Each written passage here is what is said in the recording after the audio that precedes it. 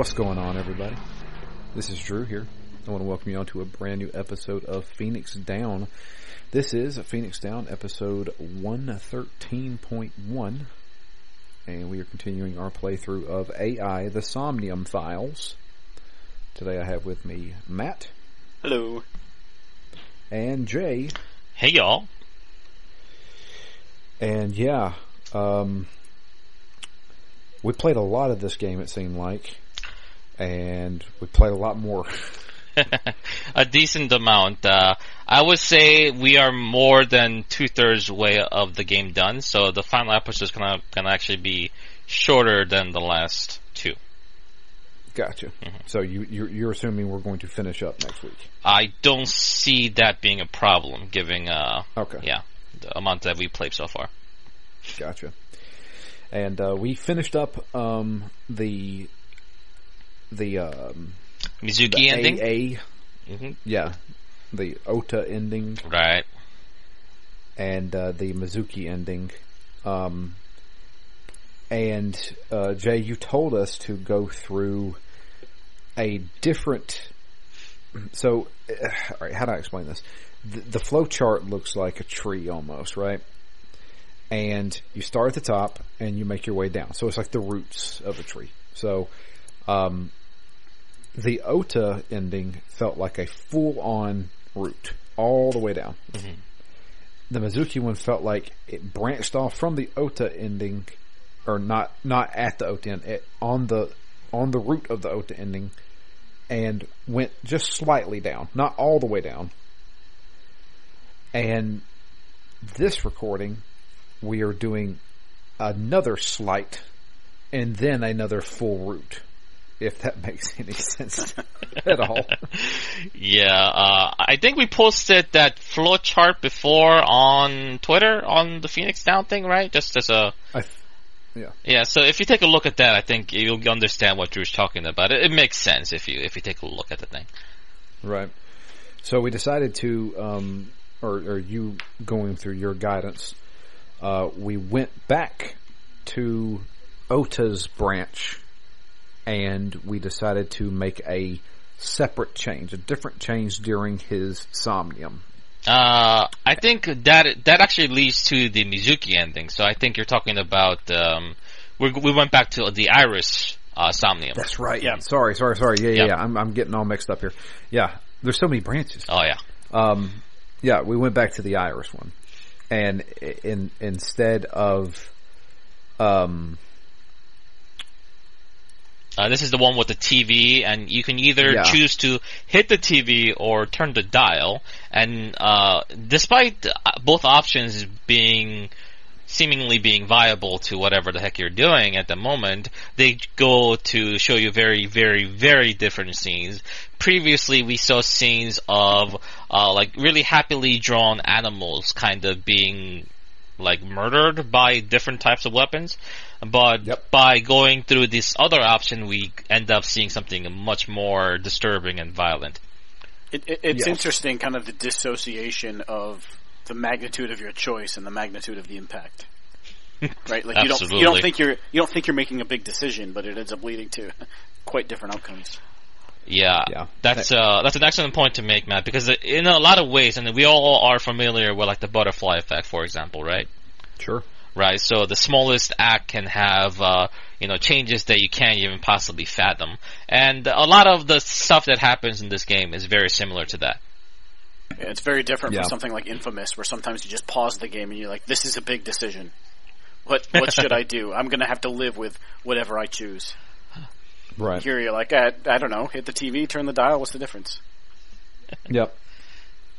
So so the reason why I forgot about this is because I had already seen this in my first playthrough and accidentally did it all. So I didn't have to do this again. I could just go to what I had already unlocked. Yeah. So that was the reason why I had forgotten it was that Somnium. Yeah, in this one, instead of seeing the animals get killed, we're actually watching figures get killed in the same kind of manner. Stabbing, strangulation, like mannequins in in like women's figure kind of deal. Yeah, and each of the mannequins is a picture of the woman that was killed 6 years ago? Yeah, one of the 4 victims of the original Cyclops killer. Yes. And going through that, at the very end of it, we see that just a quick flash in the reflection, the assailant, the one doing the killing, we see its face for 1 second, and it's Date's face. Yep, that's right. And I was like, "Oh shit!" Coming out of the Somnium, we're like, "Did you guys see that?" Yeah, we saw it. What the hell? And then, of course, Date remembers Pewter joking, "Maybe you're the Cyclops killer." Yeah, you don't have a left eyeball. Maybe you just take the left eyeball of your victims to compensate. Yep. So yeah, that one left everybody disturbed. Definitely. But according to Boss and Pewter, they're very certain that Date cannot, in fact, be the original Cyclops killer. But they're not willing to say exactly why they're so sure. Yeah, which is even more suspicious. Indeed. Yeah. The other big thing is that Iris, after the Somnium, we asked her, "Do you know anything about the Cyclops killings?" And she's like, "No, I saw them on TV. I remember hearing about them on TV. But in the Somnium, it was almost like she was seeing this happen. Like she was there. So, like she was there." Mm-hmm. So, that brings up a big question. At the same time, she was, 12? Yeah. During that? So she more than likely wasn't the killer in this, but she was more than likely present when the killings happened. So, in my notes here, I have, we went to the bar. That's right. So we go to the bar, and Ota meets Iris and Date at the bar. I don't remember why we went to the bar. So I believe Iris mentioned something along the lines of like, well, first of all, we don't have any evidence pointing Iris to being the killer or anything like that, so we can't hold her. And secondly, she said like, "Hey, if you take me here, I'll tell you more about, what's going on about, the stuff that we're talking about with Ota, like that thing and stuff like that." Right, mm-hmm. Right, that thing, because she was texting, yeah. Yeah. So we meet Ota at the bar, and Ota, you start to see things happen that had happened in previous strands, but they're slightly varied on how it happens. So instead of getting bonked over the head with a walk, we're getting tasered by Ota. Right, but unfortunately the taser has a big ramification in that it also knocks out Aiba on top of Date instead of the walk, which just knocked out Date instead of just, and Aiba was still around filming stuff. Right. So we don't know what happens. When we wake up, Mama's like, "You okay?" He's like, "Yeah, what happened?" He's like, "Oh, you were just laying there." "Okay." And they're like, "Where's Ota and Iris?" "I don't know." Great. So we start driving. Gotta find them. And it doesn't take long, but we do find them because we get a live stream. We get another familiar thing that happens. We get the live stream, and it is Iris strapped to the ice cutting machine. The polar bear's there. Ota is there. The whole shebang. The exact same thing happens with one exception. Ota turns off the machine to stop Iris from getting cut, and he goes after the polar bear. You hear struggling in the background.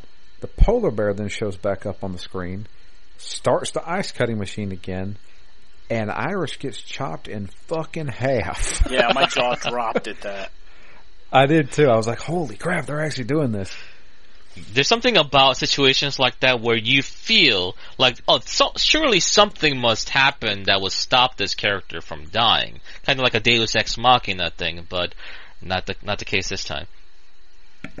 Yeah, so we straight up see that during the live stream. And we're like, okay, where's that coming from? It's coming from the cold storage warehouse, which we all know.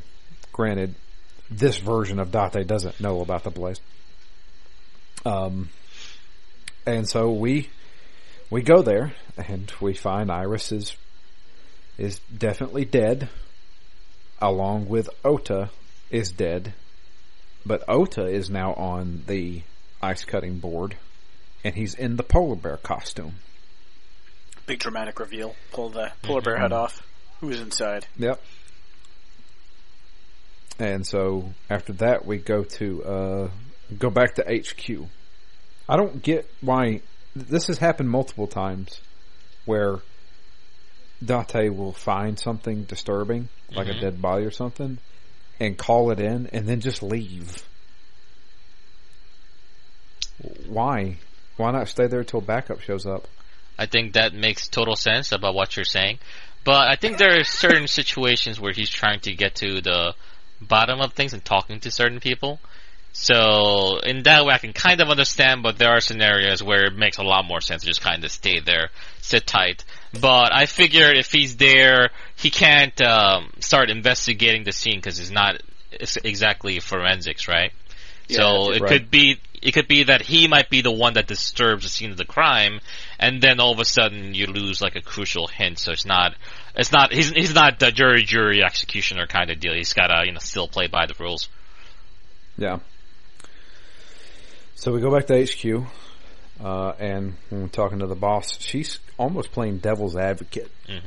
And in my notes here I put devil's advocate because I can't type. My notes are insane. Like, it's the ramblings of a madman.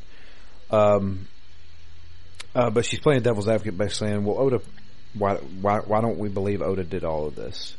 He was in love with Iris.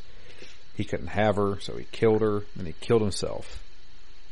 But, of course, Date's not buying it, and truth be told, I'm not buying it either. Yeah. So, the biggest thing we need to do is find what is the connection between Iris, Renju, and Shoko. Obviously the three dead people that we know of. Why were they all connected? Yep. And why were they all killed? What's the link? Yeah. Or who? And then Pewter tells us that the Rohan of the Yakuza worked with the original killer.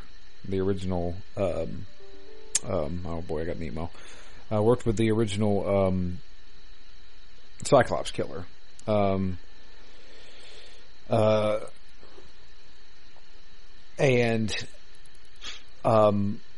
the killer is actually in prison. Right. So that known as. Go ahead. So that makes sense why Peter and Boss are so certain that Date can't be the original killer because the killer is in prison, right? So, if you need an alibi, that's a pretty damn good one. Yeah. So, and the prisoner has no name and is only known as number 89. So we have to go to a few places. Obviously, we stop by Iris's mom's, talk to her. Oh God, and, yeah, jeez. Yeah. Of course, Hitomi is a wreck. But she does tell us that she did run into Shoko. She's only met her twice, but she ran into Shoko at a strange place at the prison when she was visiting someone she knew as a child. That's suspicious.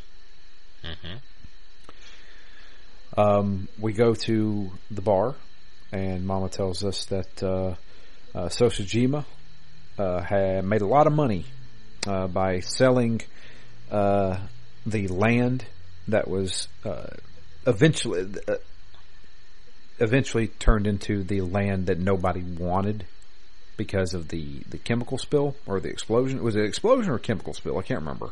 I think it was like a chemical plant explosion or something like that. Explosion. Yeah, I think both. It was an explosion that led to a chemical spill. Yeah. So he was working with the Kumakuras, the Yakuza, and basically was wanting to build like a casino with them or something. But he sold the land for 29 billion yen, and then mysteriously, a few months after that, the explosion happened, and nobody wanted the land, so he bought it back for like 1 billion yen. So he made 28 billion yen. Right, yeah. But still, ultimately, he still ends up buying land that nobody still wants, though, even after the fact. So it's an interesting thing because it's not like 100% profit. There is still some loss involved, so it's difficult to pinpoint like a motive behind the action. Right. So we think, well, Oda could have been pissed off at the Yakuza because this whole ordeal, his parents' restaurant went under. Mm-hmm. So we got a little bit of information, but the biggest thing we need to do is talk to this number 89. Right. Before we get to that point, let me add a couple of more things about what Peter was telling us in front of the cold storage in regards to the original Cyclops killer. There's a lot of really interesting tidbits there. And obviously it's been probably a while for you guys since you played this part, so I wanted to kind of add a little bit more.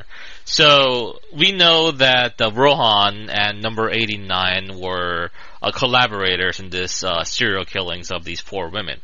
So Rohan was the one who had the fascination with the eyeballs. So he was the one that removed the eyeballs, but he would remove the right eyeball. And that was his MO as far as doing the thing. And you can't just remove someone's eyeball and just kind of let them go. So it just happens to be that this other person that he found to be his ideal partner was this crazy person. And when I mean crazy, I mean he had mental defects in a way where he wasn't able to produce the type of hormone that gives you like ecstasy, like feelings of love and emotional things of that nature.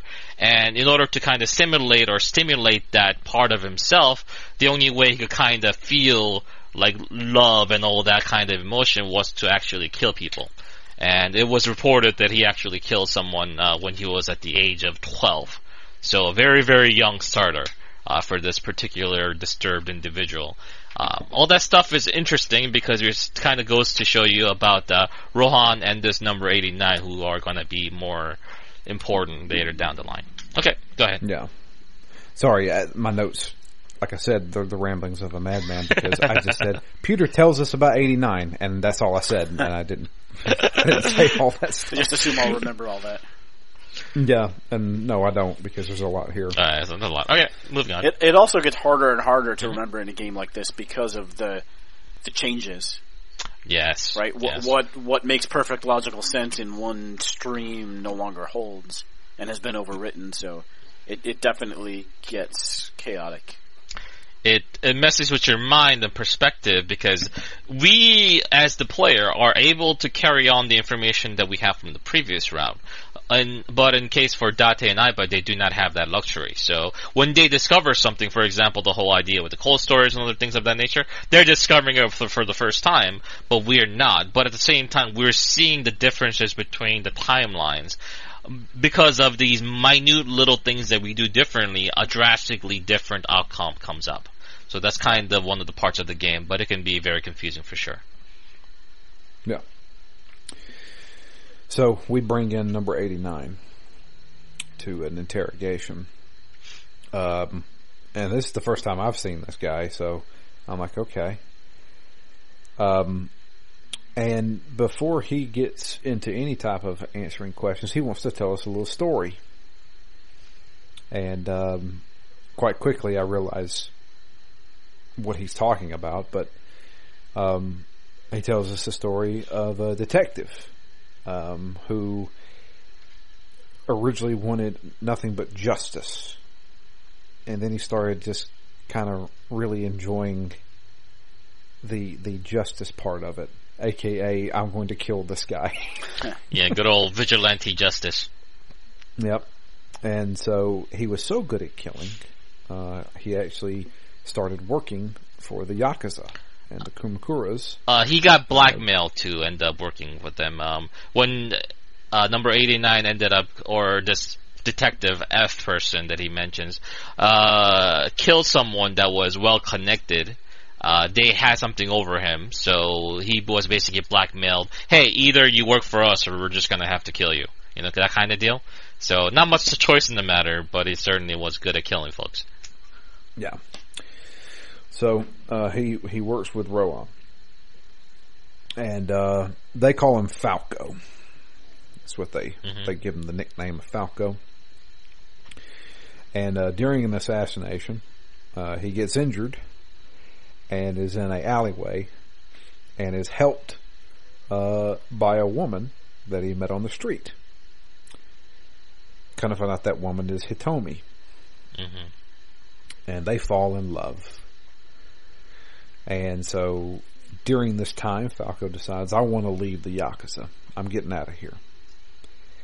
And Rohan's like, okay, you can leave us, but you have to do one last hit. Okay, what's the hit? I want you to kill Hitomi and Iris. And he's like, okay, so you want me to kill the woman that I love and her daughter? Well, Rohan at this point is not aware of his, Falco's connection with his target. Otherwise, it wouldn't have been, probably wouldn't have gone this way, right? Gotcha. Yeah. Okay, so I was thinking he was just, screwing with him, basically. But he's like, I'm not going to finish this story. I'm not going to finish this story until you give me a letter saying that I am going to be leaving prison. You're going to let me out. And we're like, yeah, well, we're not going to do that. So we're just going to go ahead and sync with you, and we'll get all the answers we need. So that's exactly what we do. And this one, this sync it takes place in like the apartment with Hitomi, and there's this barrier between Hitomi, and you're trying to decrease the barrier to get more information. And there's a giant Rohan like staring in the windows and stuff. I didn't think this one was very difficult. Yeah, I think it was pretty straightforward because there isn't that many things you can interact with in this particular one. Yeah. But anyway, regardless of what happens in the Somnium, it's revealed that Rohan actually shows up to Hitomi's apartment, and he shoots Hitomi.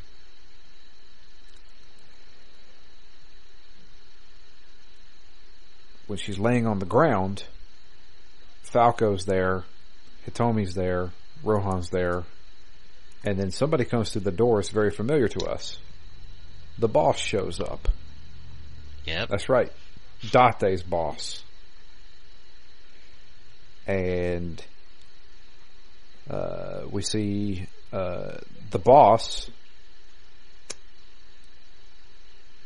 What did she say? I think she said, that's enough, or wait a second, or something like that. I can't remember. I don't think... what happens next is probably more important than what she says, Yeah. After that, we come out of the Somnium, and nobody knows where the boss is. Okay. Well, let's go find out where she is. Got to ask some major questions here.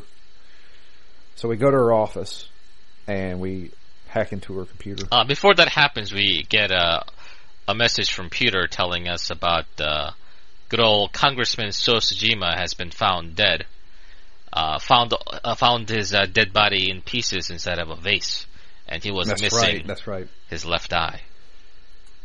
How did I... Oh, okay, I see it.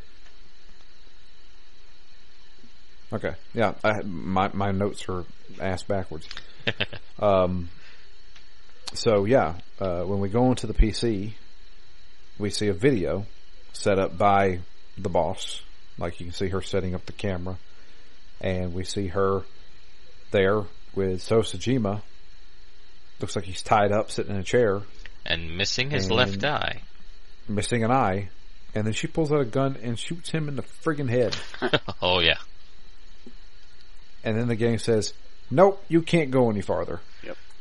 Stop right there. And I was like, oh boy. So my question is this yet another red herring? And what? Or is this actually part of the story? Well, Matt, why don't you and Drew discuss that idea? I have no idea. To be honest with you, this feels like the real thing. Yeah, I'm torn, right? You know, this is happening at what, the halfway point in the game?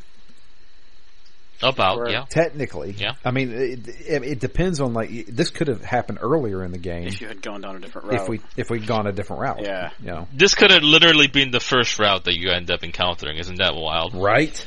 That's crazy. Yeah. Which is crazy, because if it was the first route I encountered, I would have 100% dismissed this as a red herring. Mm-hmm. You know, despite the fact that they do a good job of raising all those questions early on, where, you know, the boss won't tell you about what happened 6 years ago, won't tell you about your past. You know, there's a lot of reason for suspicion here. I don't know. I mean, I think that whatever's going on with Date's past, the boss definitely is involved. But it's hard to trust anything also if reality can be altered. Yeah. Then how do you trust that anything is the truth? What is, you know, you're talking about whether it's a red herring or the real thing. I'm not sure that's a distinction we can even make in this game. Yeah. Like, what's the real thing here? Like, does Iris always die? There's some instances where she doesn't. Does Ota always die? There's also instances where he doesn't. So Sejima seems to be dead in every Somnium or every branch we've ever taken. Yeah. So, which he seemed like a bad guy. What's real? Oh yeah, he's a corrupt politician. Mm-hmm. But my question is what's real? Can it only be one or the other? Whereas is there room only for one truth, or is nothing real? Yeah, kind of your time stream. If it was time travel, like, are things going to always find a way to come back to where they should be? You know, is Ota always going to attack you in every scenario somehow? Mm-hmm. Or not? Is this all just a simulation? Is this what we're going to end up doing? Is this going to be Danganronpa 2 again? Are they all dead? They're inside the sync machine? This is all purgatory. Oh, here we go. Yeah, I love these theories. But I know where you guys are coming from, because I'm not, you know, I'm not gonna say that I knew exactly what was going on when I was in your shoes, like playing this game for the first time. Because the way I had it, or the way my mind works, is that I tried to look for clues and I tried to come to, you know, a possible solution to what's going on in the overarching side of things. But every single time where I felt like I had a handle on what was happening, and I was like, oh, so that's what's happening, and I feel like I have a revelation, kind of clicks in my mind. I was like, oh, okay, that's what's happening. I played through a different route, and then it turns everything on its head, and everything that I believed. For example, if you guys remember, we were talking about Ota and Iris in the cold storage room, talking about, like, well, Ota and Iris could be working together. You know, that whole thing could have been faked to draw suspicion away from them. But in this ending, we saw them both get brutally murdered, right? So if they were both in on something, then in this reality, or in this timeline, that couldn't be true, because, you know, they're both dead. Someone else must be involved too, at the very least. So that's kind of where I was. So I was desperately grasping for new clues to try to piece together, but every single time that I felt like I finally grasped it, it was like trying to grab a hold of a fish. The harder you try to grab, the easier it is to just basically slip out of your hands. Yeah. So, and like you talk about things being turned upside down, mm-hmm. The next route that we're going through. Oh yeah. I mean, we just completely forget about the serial killer, and everything's something else. Mm-hmm. And I'm just like, what? Like what happened to the serial killer this run? Is this story even about a serial killer? So let's get into it. Yeah, let's do it. So we go back to the very beginning, the very first Somnium with Mizuki. And instead of choosing the left bird cage, we're choosing the right bird cage, the one that has the balloons in it. And when we choose this one, we see the body of Iris frozen, also with multiple, and I mean tons of stab wounds in her back. She's naked, frozen solid, and she has stab wounds all in her back. And so we're just like, oh crap, that's weird. At that point I'm thinking, alright, so are we seeing the future? Or is this something that Mizuki really wants to happen? Yeah, that again, I mean, to that point on what's real, like, it keeps coming up of, like, what option do we have? I feel like I missed something, and maybe it was because this section I did so long ago when we started this game, when, right. You know, I went way down this route before I realized I was on the wrong path. But that's where I started. I played a lot of this path, went and did the rest of it with you guys, and then coming back now, they were making some statements around what's happening with the jumps that I was like, I definitely missed something here. I don't remember this being explained, even though it's being discussed now as if I know it. And maybe that's a little too vague, but it definitely comes way later in this path. All right, we'll speak up whenever we get to it, because I'm at a loss. I don't know what you're talking about. So when we leave this Somnium, the big difference here is that Mizuki is actually not healed. She is still kind of in a catatonic state. So we're kind of at a loss. We don't know what else to do. The only other thing we can go by is that in the Somnium, we heard a cell phone ring. And it's a long shot, but let's go back to the park and see if we can find a cell phone somewhere. Right. Before we do any of that, though, we do end up calling Iris. I'm not sure if you mentioned this, to tell her not to leave the home and lock all the doors. And then, because we're kind of telling her what to do, she makes us promise, to go on a date with her or something like that, so that she'll actually listen to what we want. Because, the way Date is thinking, or the way I think the whole Iris' frozen dead body with multiple stab wounds, being hidden under here, could be one of those, prophetic dreams where you're seeing what's to come, right? So I think Date is right to worry about that and basically says, like, hey, don't do anything, and then kind of that's the whole thing. Yep. So, we go back to the park and we look for a phone using the handy dandy eye, the all-seeing eye, Iba. We're able to find the phone. The phone is actually inside the mouth of the horse that Shoko was positioned on. Seems to be a burner phone. There was no outgoing calls at all, but there was one incoming call at around the time the body was found. So we try to call the number, but they just hang up on us. Probably because we're like, hey, we're with the cops.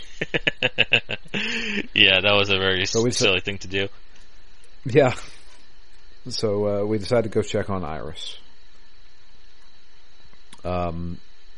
Nothing's really out of the ordinary. Iris is like, nothing's going on. I don't know why you're worried.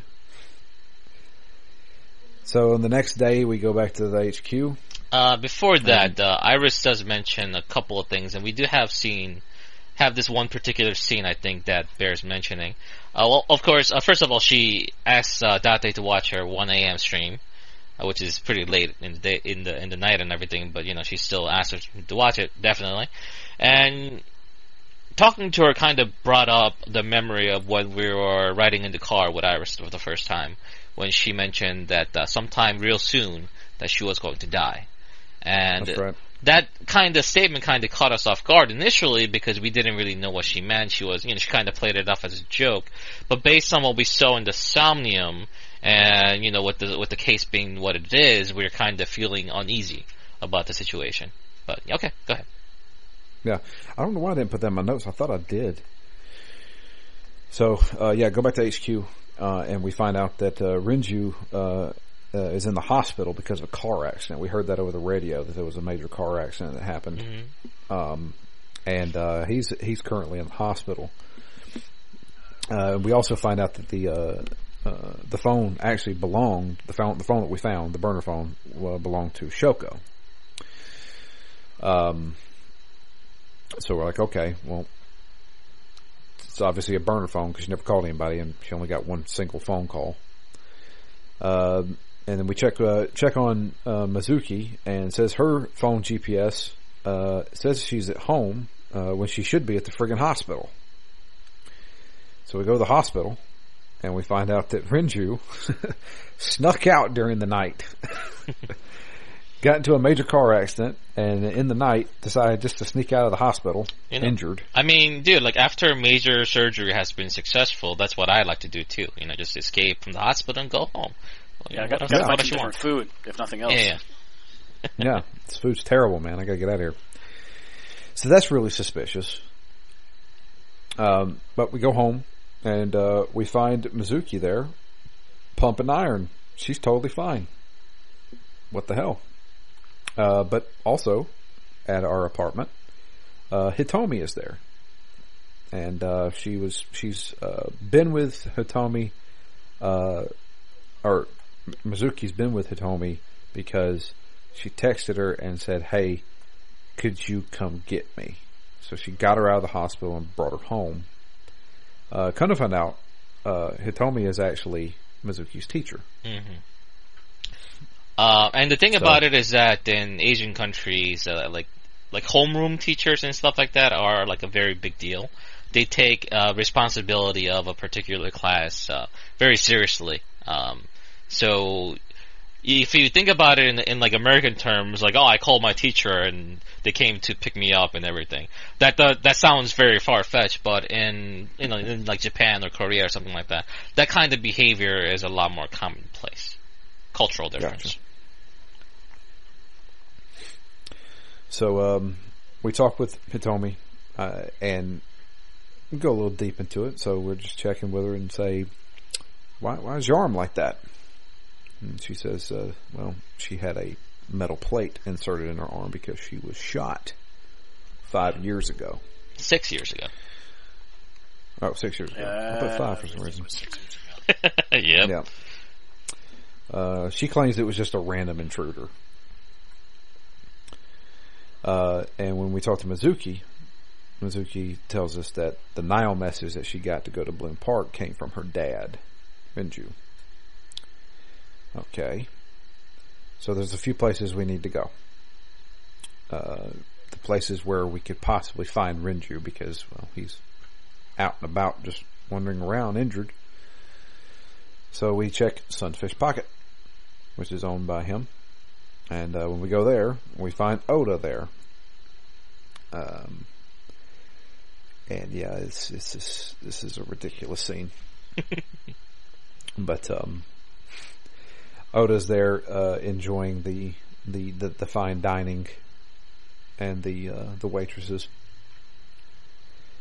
But the biggest thing is that he shows us a video, the live stream that Iris told us to watch. She's doing her normal stream, doing her dancing and stuff like that, and then all of a sudden she gets a knock at the door at 2 a.m. And she goes to see who it is, and then comes back and immediately cancels the live stream, and then leaves. And we're like, okay, what was that about? This 2 a.m. Who's coming to see her? So we try calling her phone. Her phone's turned off. Gotcha. next place we go, to the Kumakura's office to ask about Shoko.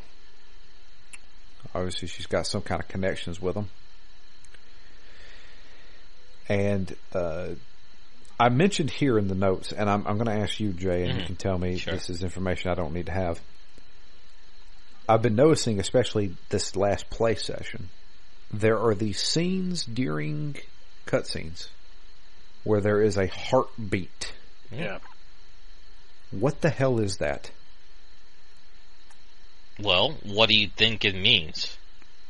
I think it means that. To be honest with you, I feel like it's a pivotal moment, or this is happening because of something we already did, or there's information that we've already learned and this is part of it. I don't know. I cannot disclose that information to you, unfortunately. Okay.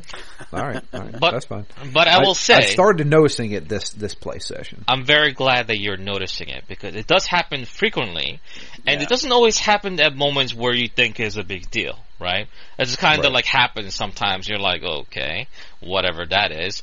But then if you put a spotlight onto it, and if you figure out if there's a connection between those moments and somehow clue them together, you might be able to find something of worth. Okay. Yeah, I got a sense it was something about, less gamey, but more like this is a big decision that he needs to make, or he's turning inward to make something critical. But you're right, I've noticed it at least 4 or 5 times total, but I haven't marked down exactly what was happening at each one. So I'd be curious what the thread or what the links are between those instances or happened. I think this was the first one that I fully noticed. So I actually wrote it down. The weird thing is that there are those heartbeat pauses that happen not only during action sequences. So the last action sequence we have for this play session, where we're storming the warehouse, right? Mm-hmm. That happens 3 times during that little action sequence. But it also happens during cutscenes where I'm just doing investigating. And that's why I was like, okay, so it's not just you could die here moments. This is more pivotal moments or something. Or I feel like it's either we're getting information that is important to the overall case, or this has something to do with something we've already seen in a previous strand. I definitely like your theories and where your head's at, and I'm very glad you pointed that out, Drew. Yeah, I I like that idea as a link, or maybe where this is a point where something changed, or. I feel like the heartbeat sections, and this is just my theory, I feel like the heartbeats are telling us this is what's actually happening. The other things are red herrings, but every time you get a heartbeat, hey, pay attention to this, because this is actually part of the real story is going on. Interesting. And the reason why I say this is because right after this, it mentions, we're obviously talking to Moma about the Kumakura gang, and he's talking about Rohan committed suicide, and he was in the hospital 6 years ago because he got the crap beat out of him, and it left him with poor vision in his right eye. And I'm like, okay. And that heartbeat happened right before we learned this information. And I'm like, that's got to be important information to remember, kind of thing. It probably wouldn't be a more boring explanation of he's got a health issue that led to him losing his memory or losing his eye or lashing out and killing all these women. Who knows? Right. And it says he started using everything with his left. He used his left hand, used his left eye to see everything, that kind of thing. And he also became insane and ruthless. At this point, I guess I'll bring up an interesting topic for you guys to mull over. Does the name Phineas Gage ring a bell to either of you guys? Phineas Cage. Phineas Cage, my mistake. Phineas Cage. Yeah. That's a name that should be relevant to this particular game's storyline, and the reason why I bring it up is that, have you guys noticed when you boot up the game, at the very beginning, the Spike Chunsoft logo is there? Yep. And then what happens to that logo? Looks like the right eye gets jabbed out. Like something comes from below and then basically just like right through the skull, right? Yeah. It's a spike through the eye. Oh, is that who Phineas Gage is? The guy who worked on a railroad? That's right. Oh, shit. Yeah. I have no idea. From all the psych classes in college. If you're interested, look it up. But the basic gist is that he's one of the most important case studies in psychiatric history because of the fact that this metal bar basically went from underneath his head through his skull from the top and went clean through, basically completely destroying a part of his brain and cranium. And yet he was still alive and functional. But what they were talking about is because of the way his brain was damaged in certain places, it changed him as an individual. His personality. Exactly. And what happened to Rohan? He became more aggressive. Was hit on the left side of his head, making him lose spatial cognitive abilities, made him a lot more aggressive and everything. So the parallel is there. So that thing that you've seen every single time when you boot up the game was actually a hint towards something rather major in this game as well. So just putting that out there. If you're interested, look into it more as far as how much more that character or that idea connects to the full story. That's something for you guys to discover, but this was a good time for me to bring it up because it just happened. Okay. All right. Gotcha. All right. So, on the ride back to HQ, we try that number again from the burner phone. And this time, we use a voice changer. And we pretend to be Shoko. And can you fail this? I've never failed this, so I'm not sure.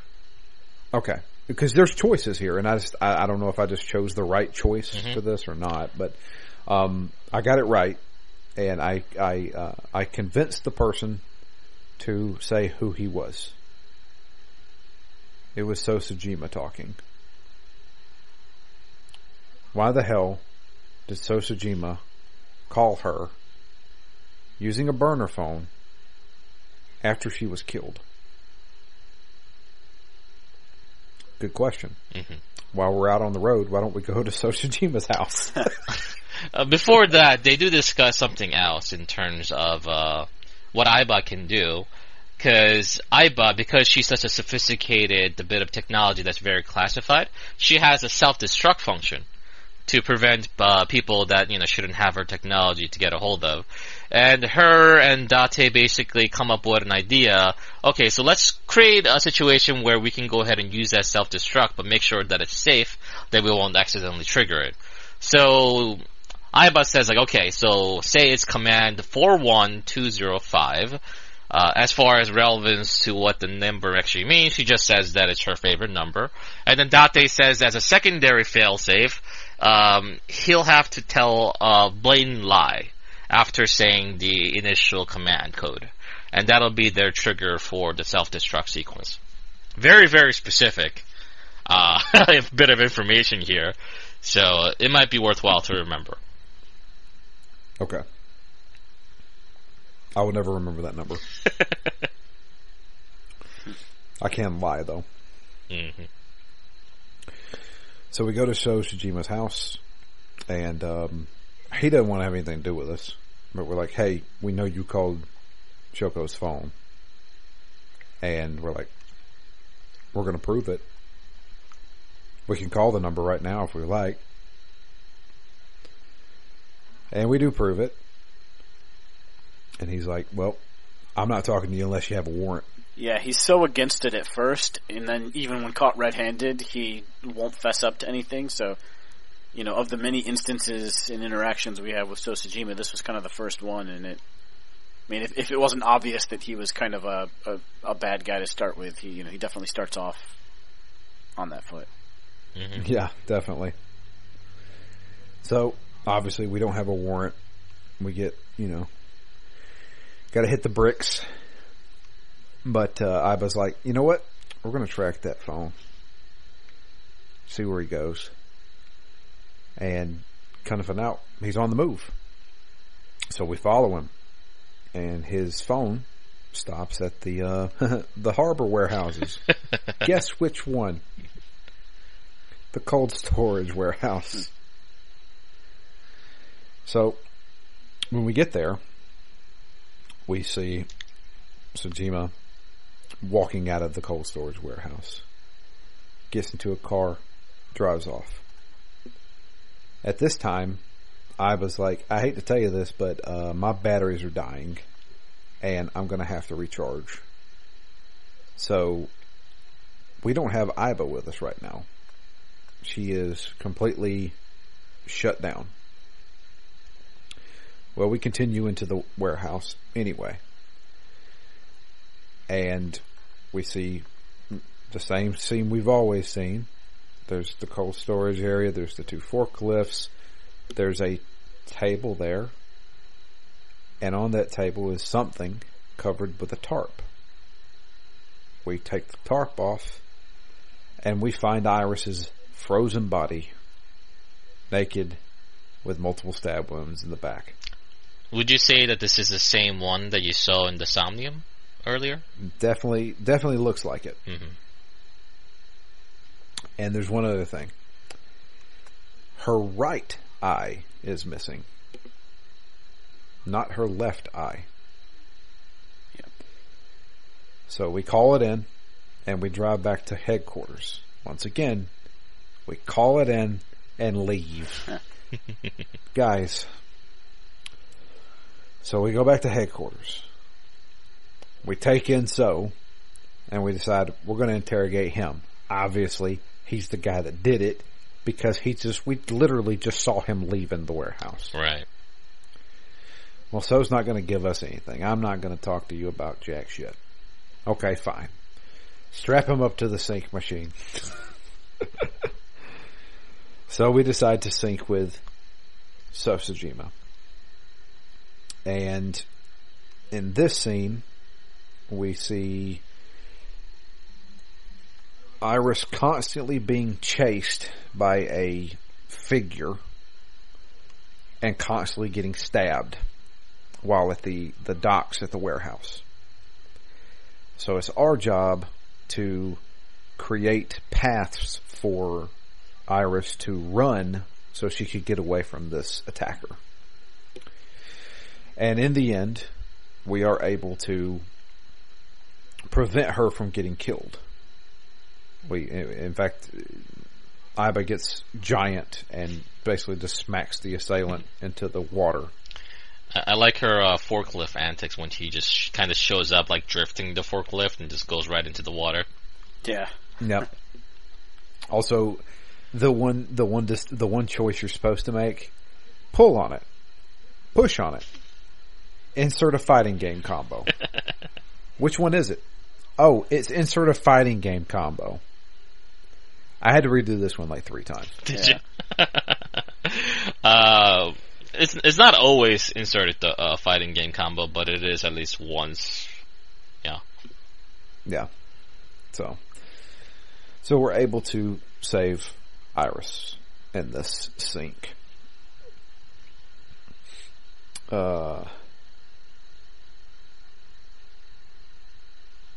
After the sync, Sojima's sitting there, still denying everything.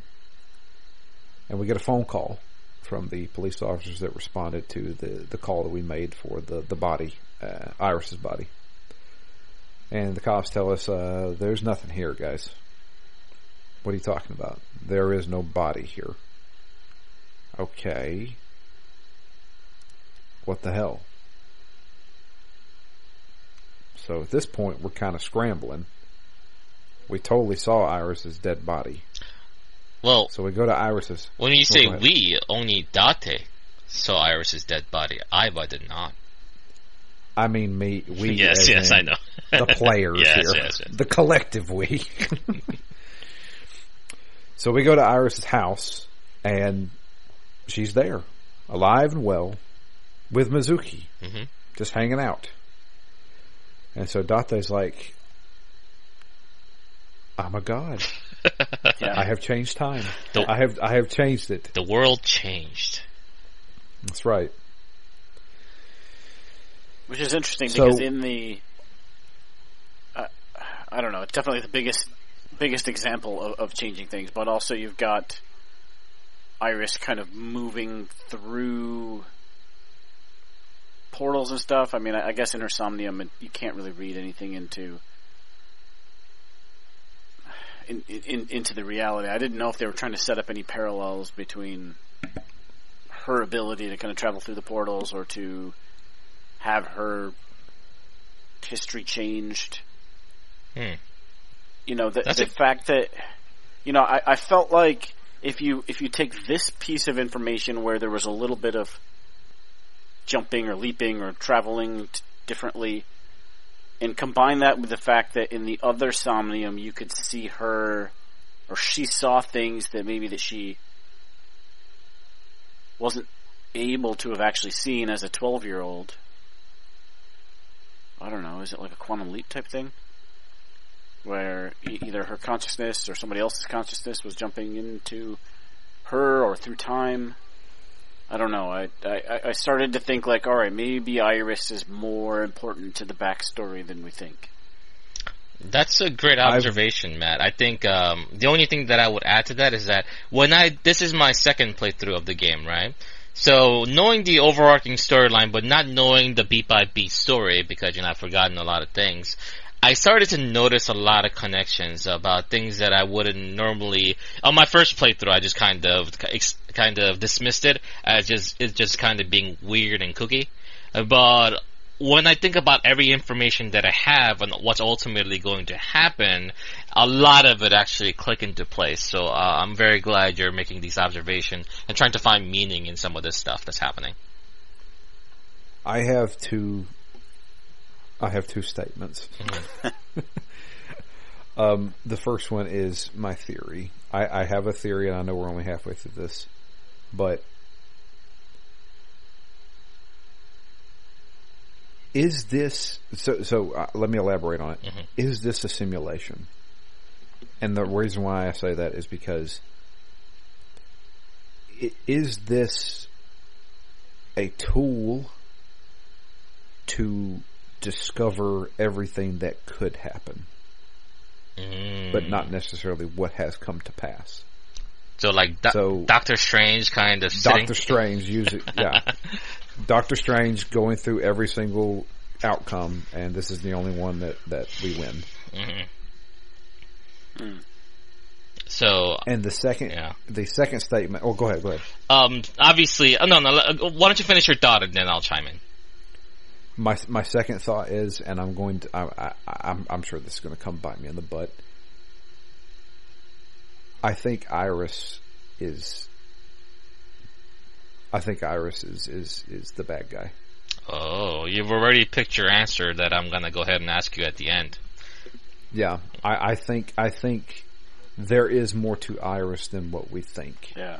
And it feels like everything is kind of surrounding her, no matter what happens, no matter what branch we take.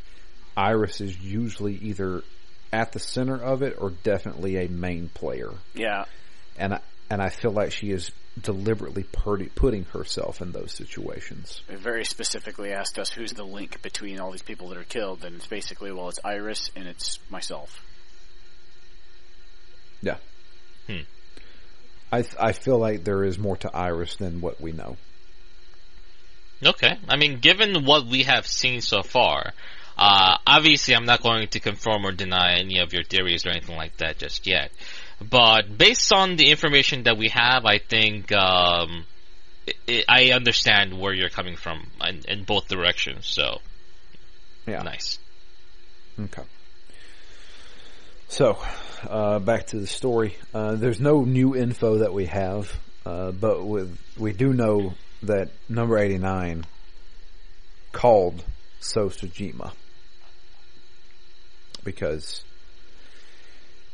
he's a politician, probably could get him a pardon, maybe, or it could be a little bit more in there involved. We're not sure. So we decided to bring him in for questioning. And during this time, we decided to go check out a few places.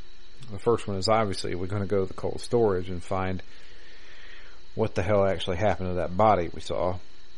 And when we get there, we can't find anything. I have no idea. So after that, we do find one bit of information. No evidence. However, we learned that the investigation took about an hour and a half to arrive at the scene of the crime, which seems excessively long for a response to a homicide, right? Right. Strange. Yeah, that is strange. Who would have the kind of pull to delay police officers like that? Who indeed? There's a few I can name. So we bring in number 89 and we start the interrogation. Doesn't last very long because 89 decides to flip the table and beat the crap out of Date, take his gun, and hold Pewter hostage. Where's the boss? Nobody really knows. She's usually there for these interrogations, but she wasn't there then. Strange. So he takes Pewter hostage and escapes. Leaves the entire complex. We check the security cameras and we see him get into a car. There's one person that we've been looking for a very long time who is driving that car. Renju. What the hell? Renju picks up 89 and drives him off. So obviously they're working together. So Moma. We get a phone call from Moma. And he tells us he knows where Renju is. And he'll tell us under one condition. He really wants to meet Aset. So we're like, okay, fine. So we take Iris to go meet Moma. And it's the most ridiculous scene ever. He wants to shake her hand and he's very jealous of Date because he gets to hang out with Aset all day. I love how it's like a Moma kind of pulls Date aside and it's like, Date, you gotta let me shake Iris's hand, or was it Tessa's hand? And Date comes up and is like, hey Iris, can you do me a favor? Moma wants you to show him your boobs. Imagine if you're like in like one-way love with a person and then someone just basically says that in front of you. You're like, oh my god. Yeah, mortifying. Yeah. There's a scene later on that had me cracking up. We'll get to it in a minute. Yeah. So, Moma tells us Renju was seen at two places. Sunfish Pocket and at the shrine. So, we got those two places we can go to. Iris, on top of that, also wants to go see the cold storage place where Date supposedly saw her body. So, I decided to go to the cold storage first. And was this information relevant? I'm not entirely sure. It was basically all just telling her about how the sync stuff works. Right. How the only thing that works. Mm-hmm. Yeah. The only thing I took from this was that we mentioned the Wajet system, and she gets really nervous when we mention it. Mm-hmm. We go to Sunfish Pocket. We meet Mizuki.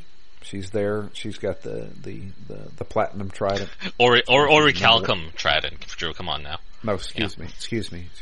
She has the top tier type trident, so she gets the best customer service.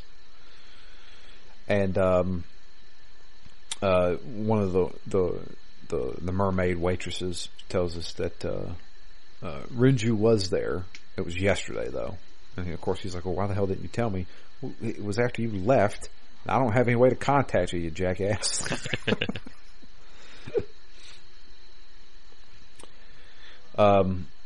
And I did mention in my notes, Mizuki could possibly be lying about the cold storage warehouse, because we do the heat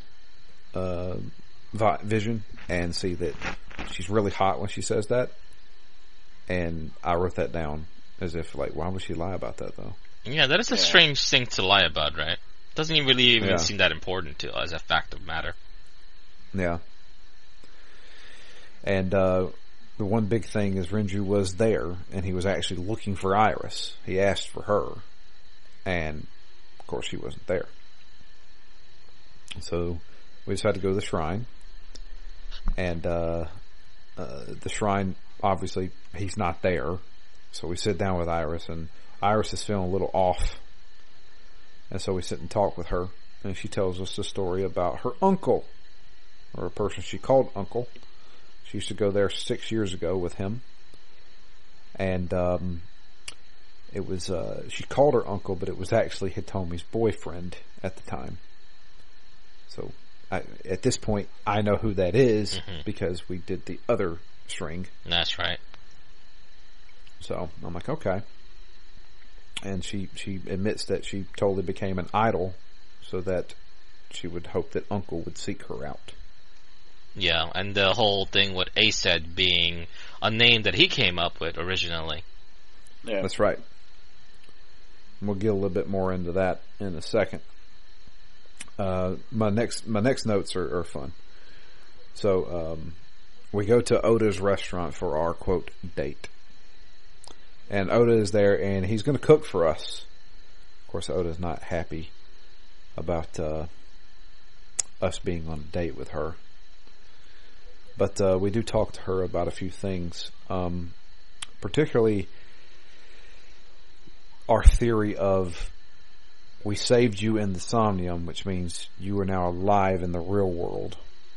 And she is a big believer in like parallel universes and these different theories of like Donnie Darko shit. I don't know the best way to describe it. Did you guys win the rock paper scissors against Iris?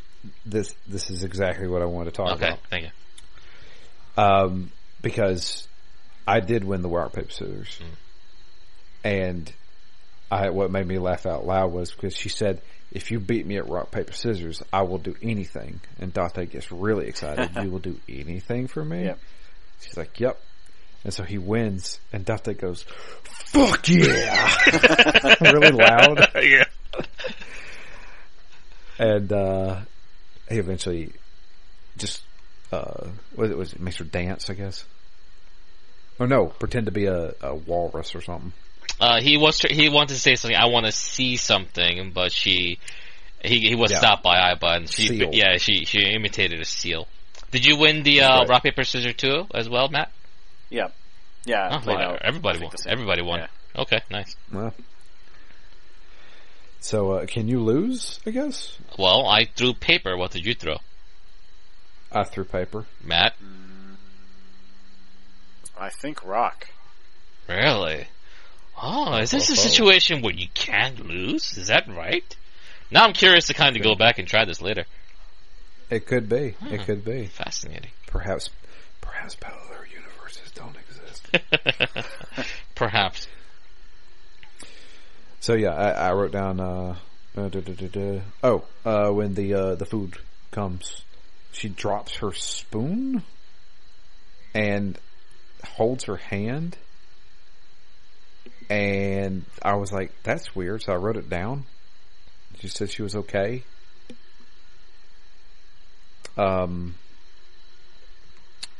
I don't know. That never actually came back up again. Maybe it comes back up in another strand. Right, but they did make a dramatic note of it, so I understand why you wrote it down.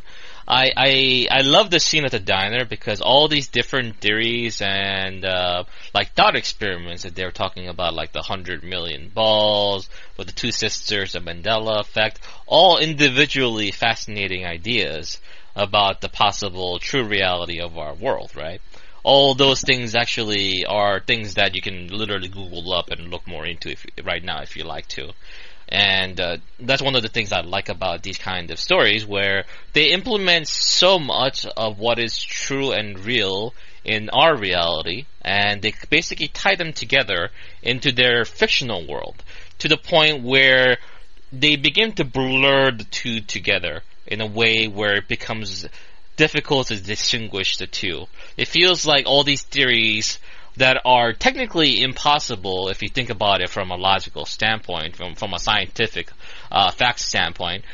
When you have so many different things combining together, and you basically change something that is seemingly impossible to something that becomes implausible, making that 0 into a point 0.000000001%, it makes a whole world of difference in terms of like storytelling and stuff like that. Just to kind of get you immersed into a story and the concept of the world that's behind it. A lot of good games and stories and stuff like that end up doing this. This was a theory, or this was a technique that was also used in Zero Escape a lot. Do you remember all the stories about the theories about how the morphogenetic field and the dog painting? Titanic. Yeah, the Titanic and stuff like that, and then the thing that freezes in like room temperature or something like that, and all these other things. Like all these things that exist, and you can literally just look up it on Google or look more into it. All those things tie into this fictional reality and make it feel even more real. And I love that about this game's storytelling, and this author in general storytelling. Yeah, I do as well. That was one of my favorite things about Steins Gate, where you've got CERN, and you've got John Titor. Some really interesting kind of real world things shoehorned into this mythology. Yeah. John Titor? Oh, you don't know about that? Yeah, he's a guy who claimed to be a time traveler, and he came. Was that the guy who did the stuff in the cobblestones and stuff like that?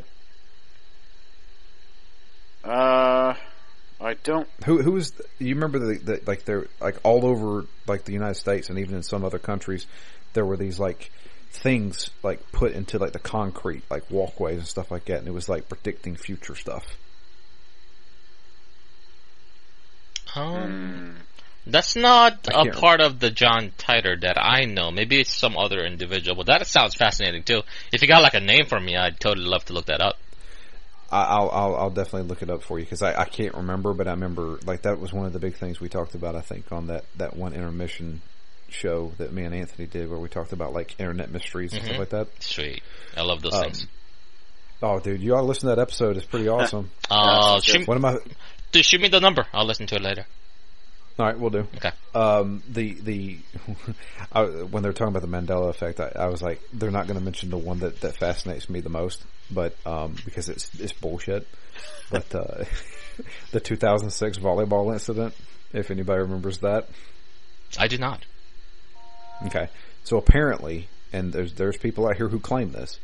A lot of people believe and remember in 2006 at a high school, during a volleyball tournament or a basketball tournament or something, there was either a bomb that went off or a school shooting that happened.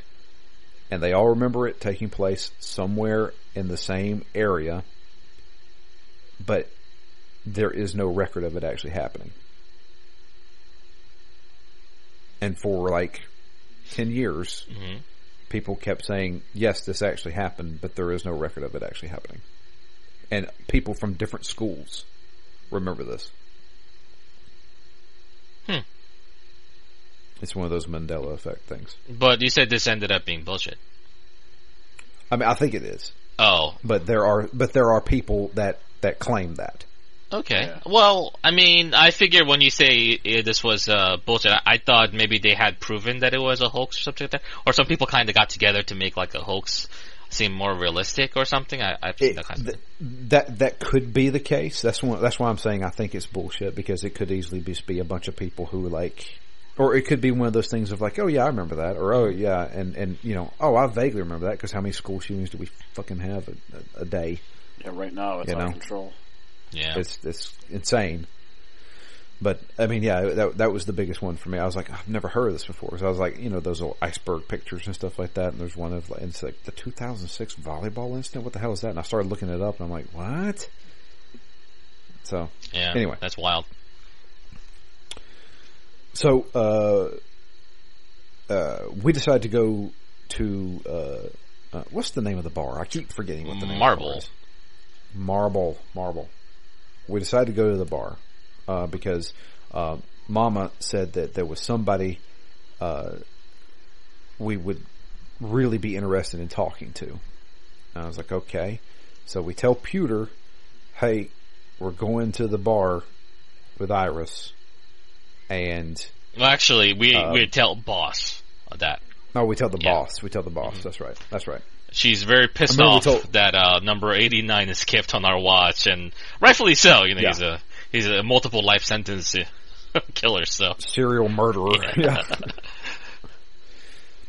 So when we arrive in the alleyway to the bar, we get attacked. We get attacked by a bunch of masked dudes with assault rifles, and they try to kidnap Iris, but we stop them from doing that. She joins us, and I wrote down, a lot of dumb shit happens is what I wrote down. Accurate. We fight these guys off with a bunch of perverted stuff. Yeah. It's almost like this is the Metal Gear universe, where you can just put down a porno magazine on the ground, and they're just drawn to it like magnets, and they can't keep their eyes off of it. It's like built into their brains or something. Is it just me, or does some of the music actually sound a little Metal Gear in some of these scenes? I could kind of see that. They do have that like espionage twang to it here and there. Yeah. And some of it sounds a little industrial, like the first Metal Gear. Yeah. Mm-hmm. So yeah, we're able to hold them back, and we with the help of Mama, we call Mama and say there's a bunch of hunky naked dudes outside, and she comes.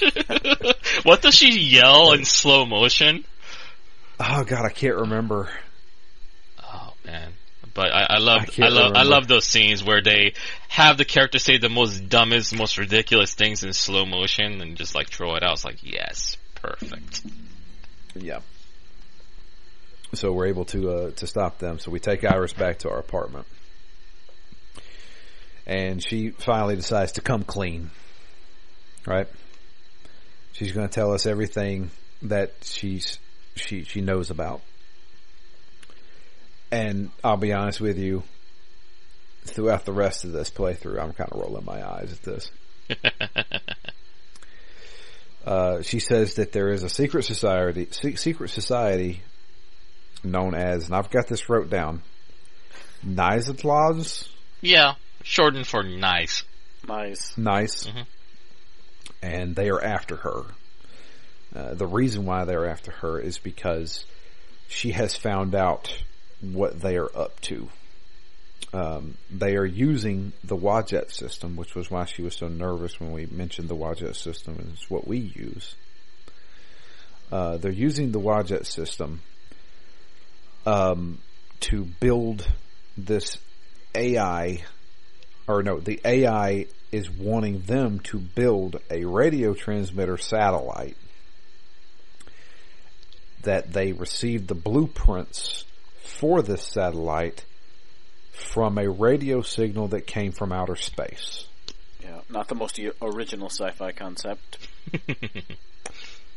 And what this AI is wanting to do is spread its systems throughout the entire galaxy, so it can basically control the universe.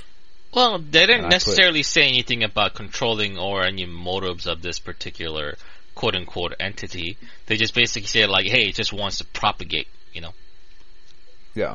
I put in my notes, looks like we got ourselves an Arsenal gear in the Patriots. The Lale-Lule-Lo. Yep, the Lale-Lule-Lo is now here. Yep. And they're trying to spread their AI across the universe. And their memes, of course. Their memes. Yes. It's morbid time. God.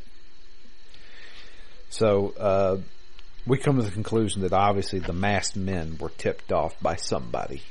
to let them know where we would be. And there was only one person that knew where we were going, besides Mama, which was the boss. So we're like, okay, we really need to sync with Iris to learn what she knows, but we kind of don't want to do it at headquarters because the boss will be there. So we call up Pewter and we ask him, hey, is the boss there? And he's like, no, she's not here. Cool. We need to do a sync. And he says, okay, yeah, by the way, just to let you know, there is another sync machine in a precinct in another city, I'm guessing? No, it was, so this was the original sync machine that was created before this one even came out as a prototype, exactly.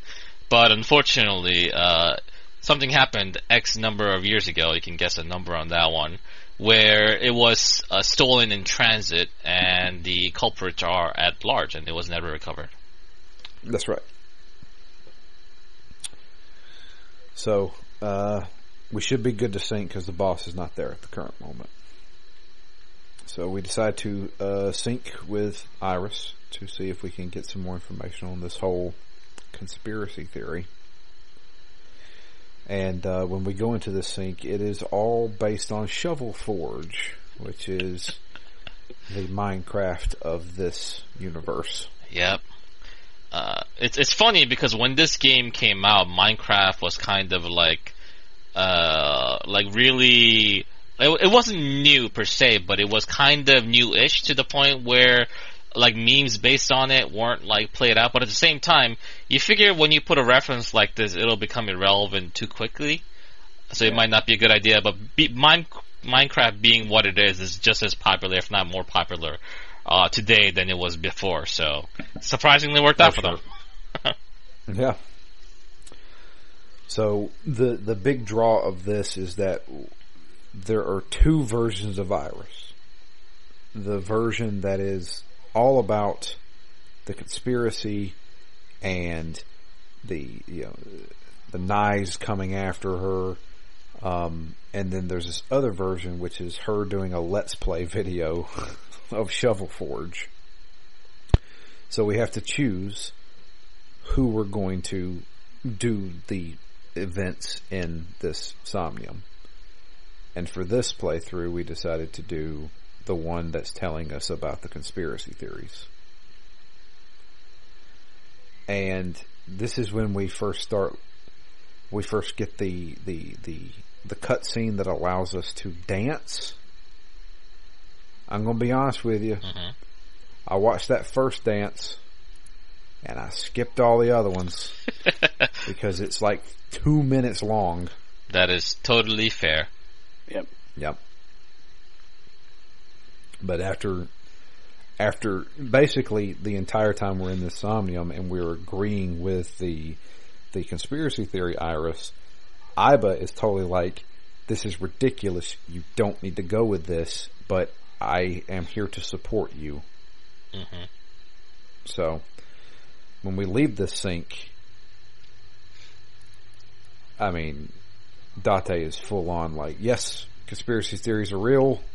This is, the aliens are trying to take over. I'm like, I don't know if I really feel, I don't know if I like this way.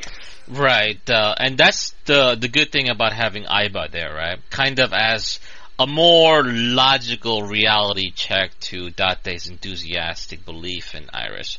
But at the same time, think of yourself coming from Date's point of view, right? You definitely saw, like Iris's dead body, almost like a prophetic dream earlier. Sure. And then afterwards, you discover that exact same body in the cold storage, and then after saving Iris in the Somnium from Sosajima, she basically just magically came back and she was perfectly fine. So there's some weird stuff going on.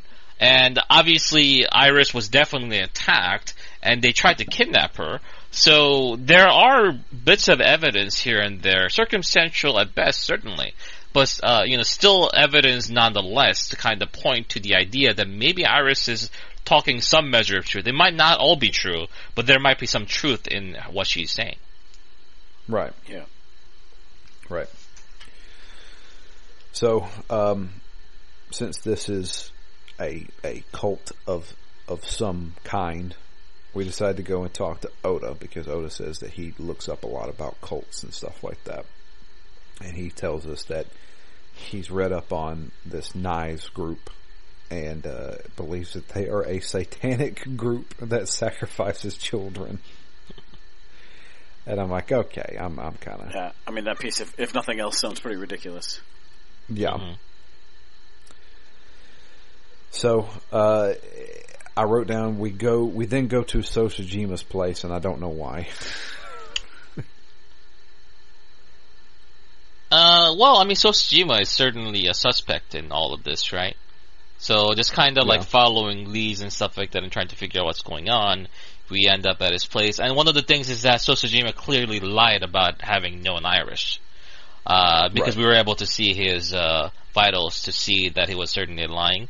So we were trying to get to the bottom of it, maybe by having Iris there to kind of face him down. Maybe they might be able to get some more information. But things didn't turn out that way. No. Sosajima is on the property, but he's way, way out there. So we use our fantastical zoom to see what he's doing, and he's actually talking to somebody. He's talking to Hitomi. Well. And when we get that information, his bodyguards show up and say, "Get the hell out." So we get kicked out. And we're like, okay, I guess we'll go to Bloom Park. So we find nothing at Bloom Park, but we do sit down and talk with Iris some more, and she goes very deep into Egyptian mythology and where the names Aset and Wajet came from. I didn't write all this stuff down. Wajet was like the all-seeing eye, right? Because they kept saying like that's why the Illuminati uses like the eye. Yeah, kind of. It's symbolizes like knowledge and power kind of deal. And she also mentioned the idea of Horus's mother, Isis, also being known as Aset, and that's kind of where the name came from. From where, the naming and stuff like that. But a lot of Egyptian gods related stuff. And I actually like a lot of the Egyptian mythology. I think it's my second favorite next to Norse. So I was totally into that stuff. I know more about that. I know nothing of ancient Egypt. Egyptian stuff is way cool, man. A lot of the stuff that's based on Egyptian is probably the originator for a lot of the myth that you're well known. So if you actually delve way back into Egyptian history and the guys that they used to worship, you'll actually be able to see hints of other gods that actually follow very close in the footsteps of previously established Egyptian gods. It's pretty fascinating if you actually look into it. Yeah. I know American gods, but that's about it. The TV show? Well, the book too. But okay. Yeah. I'm actually starting that book as soon as I finish my book I'm working on right now. Oh, nice. Yep, I'm going to do that, and then when I get done with that, Matt, I think we may have to do a Phoenix Down, because I also purchased Ready Player 2. Excellent. Yeah, we may do another book club. But I'm saving that for me and you. So yeah. Yeah, we go back to the bar. Talk with Mama. And we're like, okay, so who is this person you wanted us to meet? And she was like, well, the person was going to be a guy named Futa Anamona. To which I heard that name and I was like, who the fuck is that? And then, but everybody acts surprised, and I was like, and it shows Pewter. Oh, crap. Pewter's also the one that gave Renju his watch. And what does that mean, Drew? That means they're in cahoots with each other. Not just in cahoots, but they were lovers for at least several months. And the way Renju was talking about that gift from this mysterious lover that he was so proud of, it was like almost more important to him than his life. Like, he was so defensive about his gift and his relationship with this person. So, yeah, that's a big revelation for sure. Yep. So we decide we got to find Pewter. So we go to HQ looking for him, and he is pulling an Otacon, hiding in the lockers. And so Pewter admits to everything. Yeah, you don't even have to torture him or anything. No. He admits to calling the hitmen on us. He admits to helping 89 escape. And he did it all for Renju. And while he's telling us this stuff, he tells us, don't forget, I'm the guy who created Aiba. And he reaches to his wrist and activates something and makes Aiba, I guess, short out. That's what it looked like. It would look like some kind of a shock. Yeah, some kind of a shock. So we both get knocked out. And when we wake up, Iris is gone. Pewter's gone. Oh, crap. So how do we track her? I forgot to mention this. That was my phone. Sorry. I forgot to mention this, but when we went and met with MoMA, and he knew that she may very well be in danger, he gave Iris a GPS tracker that she could keep, and she hid it on herself. Did they say where? They said somewhere where they won't find it. Yeah, she said put it. I think the game said she put it in her clothes somewhere. Yeah, it was the size of like a micro SD card, so it could have easily like fit into any fold in their clothes or anything like that. So very easy to hide. Yeah. Yeah. I figured you put it like in your sock or something. Mm-hmm. So we track her using that GPS tracker, and MOBA, we tell him about it. He says, I'm on my way. So he shows up in a friggin' armored car. He's got his gun with him. And while we're there, Oda and Mizuki show up as well. And when we assess the situation, there's a bunch of armed guards outside the cold storage warehouse where they took her, and they have her in a van. So we have to do another action sequence. So far, I've only failed one action sequence, and that got me killed, and I got a game over that Jay didn't even know existed. I know which one you're talking about, the Sosojima one, right? Yeah, okay. He shoots. Mm-hmm. Yeah. That's funny, because I got the same one. Excuse me. So, I didn't find this one very difficult, it's mainly just aiming and hitting a couple of button prompts. But we're able to, we saved Iris by using porn, that's what I said in my notes here. This was actually just weirdly a bit of a tough one for me. I was playing it on my phone, so it was kind of small. I was playing it, there was a little bit of a glare, but I was like, I've looked at everything in this area, right? You can see the dock, you can see the barricades, you can see a crane in the background that you can't interact with. And I was just like, what? I don't get what else there is. I stopped it there, went inside, and like put it on the TV, and I'm like, oh, there's just a van in the background. And I don't know, I just couldn't see it at all to click on it. I was doing it on the TV, and I couldn't find the van. I was like, what am I missing here? And I finally saw it. Like, I started moving the cursor around until I saw something green. I was like, oh, okay, there it is. Yeah, I kept thinking it was going to be something on the building, like something was sticking out that I could drop on them, or or a hidden door. I don't know. So we were able to save Iris. We were going to take her, I guess, to our apartment. I'm not sure, but she felt ill, so we stopped at the shrine, and we're talking to her, and we want to get, hey, what happened? Where did Pewter take you? Is everything okay? And she finally comes out and says, I forgot to tell you the promise that I made you. Who came and met me at 2 a.m. while I was live streaming? Well, it was Renju. And you went with him somewhere? Yeah, he was really desperate, and he seemed like he was injured because, well, he'd just been in a car wreck. But yeah, and so she went with Renju to a warehouse.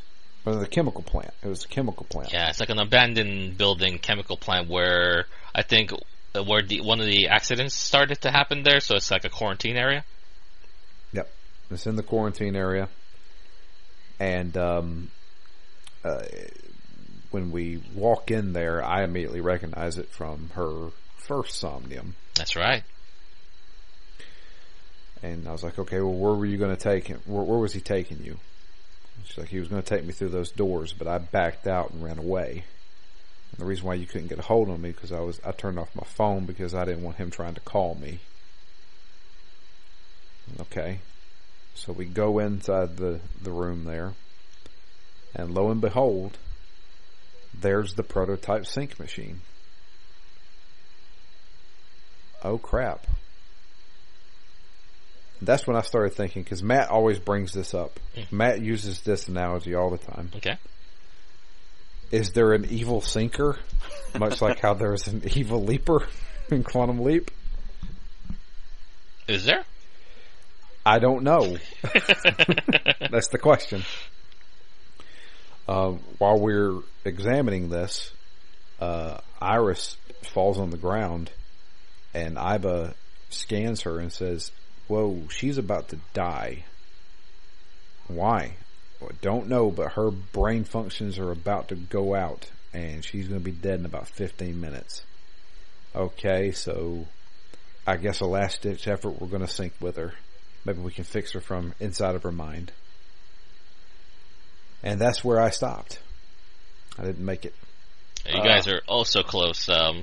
It's if you did the Somnium without too much difficulty, it would have been basically like maybe 10-15 minutes more gameplay. But not much happens after that point. I'll describe the Somnium to you very briefly, because I imagine you guys will go back and finish it anyway. So it's kind of like you're in the visual style similar to the whole Shovel Forge stuff, but not quite. And you try to create a particular pattern on the ground. And the basic premise is that when we first went to the shrine with Iris, she mentioned the story about this this legendary figure and this immortality fruit. That's right. Yeah, and she said that there are legends saying that, like, hey, the fruit is actually still, half of the fruit is still actually within the shrine. So the idea is we want to go ahead and get the fruit and give it to Iris so that she will be saved. But when we go ahead and open up the shrine, we'll see that there's only a seed. There's no fruit left. So we have to grow the fruit. We give her the fruit, and then she's supposed to be all better. But unfortunately, she's not all better, and she basically dies in Date's arms, and her last words, looking into him, is that, "I've been looking, are you?" And then she dies. And the interesting two I've things... been looking, are you? Yeah. That's basically her last words. And the two things that are, interesting is that, Date doesn't know how to manipulate the sync machine because it's different from the one they have at HQ. So he needs to look for manual first. Yeah, I was going to bring this up when you were done because it was very strange that the game would make you search the scene just for one manual that you don't even get any information from. Exactly, and that's definitely by design. If you see what's going to happen next, is basically what happens is that before he puts Iris into the sync machine, he reaches out towards her face, like squints and like kind of does something, and then they go into Somnium. And when she's out of the Somnium, and when Date is holding her in his arms, you see that Iris's left eye is bleeding. And that's it. That's the end. Iris dies in Date's arm. Date was unfortunately not able to change Iris's fate this time around, unfortunately. And this ends up becoming the Iris's route ending, which is appropriate given how much spotlight is placed on Iris in this ending. And that's it. That's the end of that. Do you guys do you have any more comments about what we experienced and stuff like that in this episode, or should I go to questions? Matt? No, nothing else. No, nothing I can think of. To be honest with you, this branch, the Iris branch, I was just like, I don't know. Like, it went so far away from what we have played so far. I'm just like, I don't know what the hell this game is about. Yeah, and it's quite a bit. I mean, it was a big change to see people die. Like, we played through the first path, and it's interesting, and there's questions. And then as soon as you start to branch off of that, you're like, oh, these people are dead, completely dead, like no remorse, no, like, maybe they'll come back, they're just dead. And then now it's a totally different game with the conspiracy theories and covert organizations, so it would play out as a very different game, like from a pacing perspective and from a building perspective, if you were to play it in the other direction, I think, because if for example, if the next path we play isn't that big of a change, then it almost feels like a little bit of a letdown. I wonder if there is a preferred path here to get the kind of the best story or the best climax and momentum. I'm glad you brought that up, Matt, because when I was bringing this game for Phoenix Down, of course, I had to do my research and due diligence to make sure that we have an enjoyable experience and something that people can follow along. And while I was researching that, the path that we're currently on now and the path that I designated for everybody is actually the quote-unquote best path that people have put into like the wiki and stuff like that, as far as the path that it makes the most sense in order to make the idea of the whole entire picture. Because the way that this game is laid out, and Drew pointed out in an interesting way, says that if it was so far off from what we were doing and experiencing before, because if you even consider certain factors, like think of how quickly Renju's body was discovered in the A path, right? It's basically immediately after Shoko's body, we do a bit of investigation and we find Renju's body in the Sunfish pocket, right? Yeah. So that happens so quickly, even before like the second Somnium or something like that happens afterwards. So, but in terms of the Iris Somniums, Renju's basically alive and at large the whole entire game. He's doing things in the background and trying to accomplish goals which you don't know what they are. But because of certain very minute differences and actions that Date personally took, all these things are different. Consider this, right? Iris stated that she went with Renju because obviously she trusts him and respects him for everything that he's done for him, and he looked desperate. But at the same time, she was suspicious, and she wasn't believing everything he was saying, and she felt like she might be in danger. Why? Because Date warned her initially. That call that Date made at the very beginning of the Somnium after seeing Iris's corpse changed everything. Imagine if Renju was able to complete whatever he was going to do, and maybe we would have found Iris's dead body in this place instead. So this very one simple thing that changed this idea of what we experienced in the Somnium did end up changing the future, did it not? Yeah. Well, so, at least that's what it appears. Right. So things to consider in that route. So I'm glad you guys are bringing up really great points, because as far away as it might appear to be, it could have all run the exact same way with a few very small, minute differences in choices that were made. So it's a wild west out there. Things are gonna happen. So if you guys think you've already seen like what the game has to offer, I'm not gonna try to hype up anything, but I don't think you'll be disappointed with what's gonna be coming. Okay. Yeah, it's fascinating how different the paths play out. I mean, for better or worse, they are not minor variations on a theme. They are wildly different. Mm-hmm. Yeah. The first one is all about trying to find this one single serial killer, and then the second one is all about a giant conspiracy with a bunch of players. So I don't know what's going on. I was exactly where you guys were. So I'm never gonna be talking like I'm superior in some way, because I was just as lost as you guys were. I had my theory certainly, but in terms of how it actually turned out, I was not close. So don't feel bad about it. Yeah, but I'm glad. And all of your theories and stuff like that are all based off of evidence and intuition, and I think that's what's so fascinating about these like whodunit detective kind of stories, because you can formulate all these theories, and if a storytelling is done properly, whatever theory that you have at one moment based on the evidence that you've seen so far could be just as plausible as what is ultimately the truth. And kind of sharing that information and kind of bumping that stuff around, I think, is always a good experience for situations like that. But if that's it, I'm going to go ahead and ask the questions, and we can close out this one in a reasonable time. Let's do it. Yeah. Okay. So, Matt, you were not here when we were discussing this because at the end of the show and everything, so I'm going to go ahead and actually get to you first. And this is going to be your first and last chance to give me an answer. You will not be able to change it at the end, because unfortunately, by the end of next episode, we'll, of course, know the full truth of it all. So, who is the new Cyclops killer, and why do you think it is this person? So this was one of my theories, was that it was just Date. Are you locking that answer? You may only choose one. All right, let's discuss. Why do you think it's Date? Okay.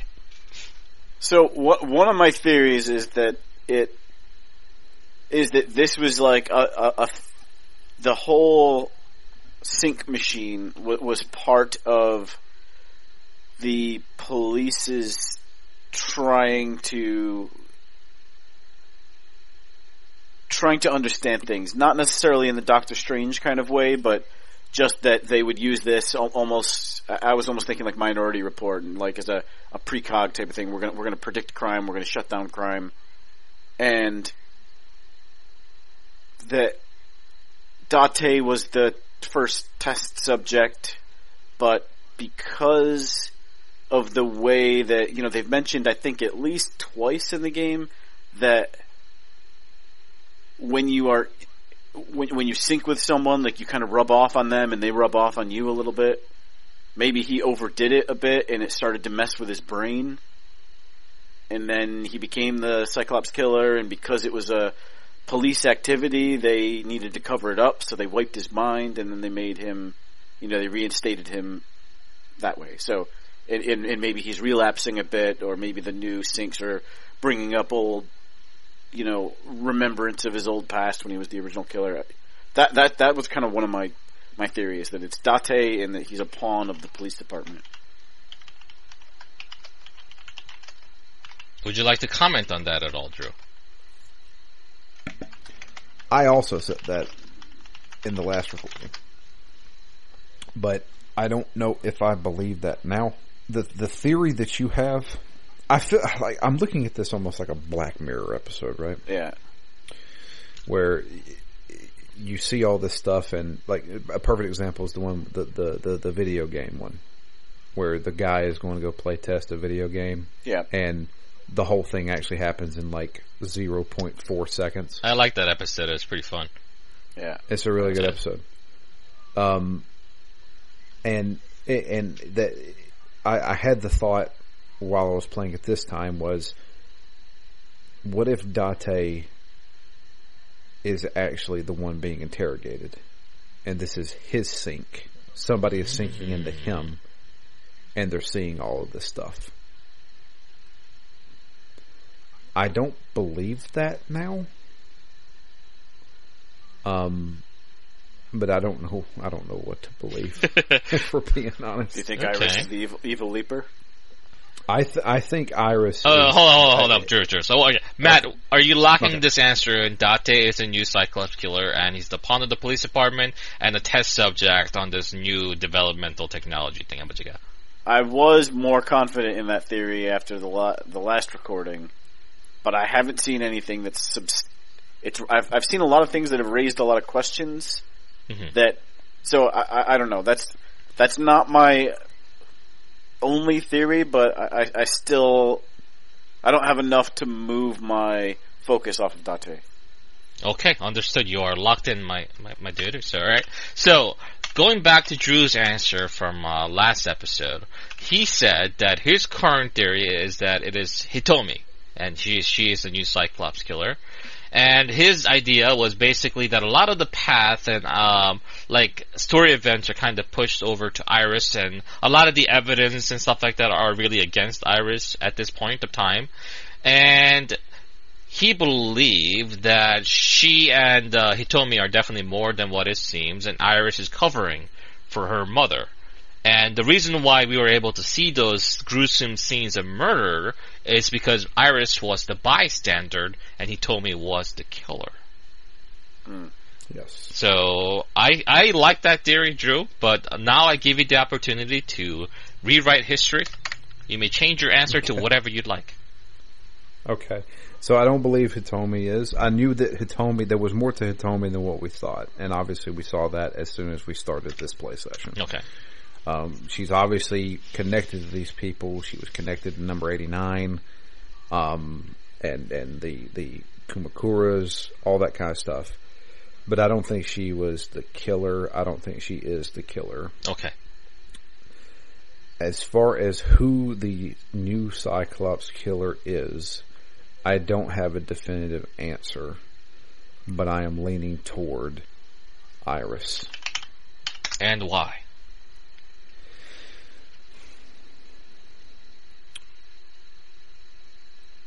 Just as a player watching this gameplay through, she is the constant. She has been in every situation, whether it be the main person or a side person. There's been times where, Ota has kind of taken a back step. There's been times where, his family has. His mom's not there. Other characters, the only characters that have been in every single thing is her and him, Dante. Mm-hmm. So, go ahead. I was just going to say, even with the fact that she dies in most of these? Yeah. And in her Somnium and in kind of quote-unquote real life. Yeah. I think, Drew, if I may interject, I think your experience having played the Zero Escape game is coming in to your mind, whether you realize it or not, as a bit of intuition, perhaps. Because consider the storyline. I'm not going to go into any spoilers for Zero Escape because I know Matt hasn't finished it. But consider the situation in 999 and how that rolls out. So in your scenario, with this person being the constant and kind of the idea that, they might be involved in more than we know, I can see that link being made. Yeah. Because, in 999, well, I'm not going to get into spoilers. You can be vague about it, yeah. Yeah. I mean, in 999, at the very beginning of the game, you believe one thing, and at the end, it was made to make you think it was actually happening, but it wasn't actually happening. Yeah. Mm-hmm. And I was like, okay. And because everybody believed that it was happening, it changed things. It was all about that belief. If you get everybody to believe what's actually happening is happening, it will happen. That was kind of the big thing of like, if you can change everybody's mind, you create your own destiny, kind of thing. It's the same thing of like, if I continuously say that my arm hurts, eventually my arm will start hurting. Right. And maybe that's how the Mandela effect started. I guess. One person said, I thought Mandela died in 1980. And then other people were like, yeah, you're right. He did, right? And then there's some people who believe it and some people who don't. So I'm going to go ahead and lock in the answer. I'm probably wrong, but I'm going to lock in the answer that the new Cyclops killer is Iris. Right. So think about it this way. This isn't a competition. You're not going to get a gift card for getting this right. It's all about having a theory that you're most confident in amongst the myriad of ones that I assume are running through your minds as far as the possibilities go. And that's why these answers are always limited to one. If I basically roll down the sleeves and say, like, hey, what do you guys think is happening? And if you guys gave me every single scenario that you guys can possibly think of, the likelihood is that you guys will probably nail it in at least one of whatever, like, dozens that you guys will come up with. So being able to, like, having to choose one, that kind of makes you have to take ownership of it. And kind of have to end up justifying that situation more.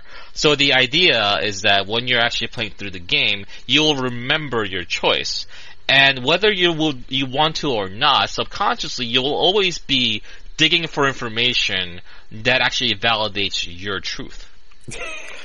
That have a prime example. Go back and listen to our first Danganronpa. That's exactly right, and and I was seeing things. I was like, dude, this totally makes sense. I did it. They're dead. I'm right. They're freaking dead. Like we're 3 episodes into freaking Danganronpa, and we find that room where what looks like a bunch of people got murdered. I'm like, that's it. That's where they all died. I've solved the case. Yeah, but I will say this: while Iris may not be the Cyclops killer, there is something about her. There's something about her. There is more to Iris than what we have been let known, and I firmly believe that. Yeah, and is she a good person? Is she a bad person? I don't know. The end goal is who is killing these people. So obviously, I have to go with the common denominator, and the common denominator is either going to be either Date or Iris. I don't believe it's Date. I believe it is Iris. Okay. I mean, I think you guys both made your cases very well in terms of everything that we've witnessed so far, and it is definitely a lot. You know, it's a lot to digest for sure. And like Matt mentioned, there is contrary information depending on what side of the flowchart that we're on, so it can be a little difficult to make heads or tails about it. But if you consider this entire story, regardless of what time, line or what flowchart area that you're on, take it as a huge jigsaw puzzle. A piece that you're connecting and putting together on this one end will seemingly have no relevance to what you're doing over here on this upper left corner. But when you start putting the pieces together, and especially when those middle pieces start coming in together, you'll see that it's a piece of the larger whole. And at the very end of it, it will all make sense. So that's where we are. Any additional thoughts about what you guys feel or anticipate for the possible last episode coming up? I have no idea where this is going to go. I really don't. You know what I would like to see? Mm-hmm. I would love to see a branch or a path where nobody dies. Not a single person dies. Maybe Shoko, because everything has to start with the discovery of her body. But I would love to see, these people died on this branch. These people died on this branch. I want to see one where nobody dies. Well, do you think you can do that, Drew? No. No. You have the power of the flowchart in front of you. Why not? This is true. Mm-hmm. Maybe it is that thing. Maybe this whole flowchart thing is part of the game, and we are experiencing the Mandela effect, and perhaps we can change the future where nobody actually dies. Maybe that's what we're trying to do. Maybe we're trying to make sure nobody gets killed. I love the mention of the Mandela effect. Let me highlight it specifically because think about what we have been doing. did that happen in that ending path? Did we do the thing with the TV? I was like, oh no, we definitely did that. And then we're basically second guessing ourselves constantly because we are witness of these parallel universes. So when they bring up Mandela effect, we're like, shit, we're literally going through this right now. This entire story is just. Yeah. So, is that a part of the overarching plot? That's the question that you can ask for yourself. But the fact that it entertains these theories in a way where, if you actually take a step back at what you're doing, it ends up becoming very, very amusing because, very meta. Yeah. In a way that you wouldn't recognize right away, but I'm frankly loving this second playthrough that I'm doing with you guys because when you're talking about a game where the storyline is obviously the most important part of it, right? So. Second playthrough means I basically know everything's going to happen. But what happens is that everything that I knew going in, as someone that knows what's going to ultimately happen and what the bigger arching plot point is, I end up starting to notice so many little details. And by the end of it, like by this point, I'm thinking to myself, like, how I not have picked up on all these hints and foreshadowing that this game has been giving me? It's like a machine gun aimed at my face of obvious hints and foreshadowing, and I just miss every single one of them in my first playthrough. And I was like, God, am I dumb? And then I realized hindsight is, of course, 2020, right? So that's just how it goes. But maybe at some point in time when we finish the game, if you guys like it enough, maybe go back for a second playthrough a couple of years from now, and you guys will be able to enjoy the same kind of experience that I am now. Gotcha. Yeah, it does seem like a game better than most for a second playthrough. Mm-hmm. Yeah, it's like rewatching The Sixth Sense. Yeah. Yeah, that's a very good comparison. Yep. But there you go, Jay. You got anything else for us? No, that's it. So basically, just to lay out where we're going to be going. Not many paths we have left over, to be frank. We have seen most of the game has to offer. We've seen basically, I think, 3/4 of the game so far, so only a quarter left. So the path that we're going to start in is actually on the Iris Somnium and the Shovel Forge Somnium, the first one that is. And basically we're going to choose not to believe her. I think this is probably the path that we would have ended up taking initially, because I don't think any of us really believed into the whole conspiracy theory side of things, right? I think we're pretty skeptical in that way. So if you choose not to believe her, something very different happens, and that's the path that we're going to follow all the way down. And once you follow that line all the way down to a place where you can no longer follow, you can go back to the other place and finish that timeline with the big reveal with the boss. And then from there, we can go back and complete the true ending. I will say, I would want our final discussion to be something that where we're discussing about all facets of the game, and not just like what happened. Do you guys want to go ahead and make it 2 weeks long, so you guys can really take your time and like digest what the game has to offer, and then have like some talking points and stuff like that, and then do it? Because I don't want to like rush you guys for the finale, because there's a lot of like really like lore related dumps and stuff like that. And I feel like if you guys are kind of rushing to just finish it in time in 1 week, you guys might miss out on. Do you want to do it in 2 weeks time from now, so that we have ample time to just finish the whole thing in one shebang? We could do that. Matt, how do you feel about that? Yeah, I think that sounds good. Okay. So we'll reconvene in 2 weeks then, and we'll have the final thing. The true ending branch, I'm assuming. Yeah, that's right. The true ending branch. Is it like as long as the AA and the AB? So the true ending branch branches off from a certain point on the next path that we're going to be playing. So it's one of those situations where it's going to stop us at some point, and we can't progress any further. But there is a good amount of gameplay left, and because there's a lot of stuff that you can do and kind of go back into, I want to make sure that everyone has enough time and they're not like in a rush to finish everything. Okay, then that should be fine then. Okay. Well, that's going to wrap up this episode. If you would like to send us an email, it's drew@ztgd.com. You can also tweet to us. I am at DML Fury, Matt is at REMGS, and Jay is at Batusai J. The podcast itself is at ZTGD Phoenix Down. But send those emails. I know there's at least one person playing along with us. I want to hear everything you got to talk about this game. And yeah, I think that's pretty much it. I appreciate everybody listening. Thank you so much. This one was a little bit shorter, by about an hour. So nice.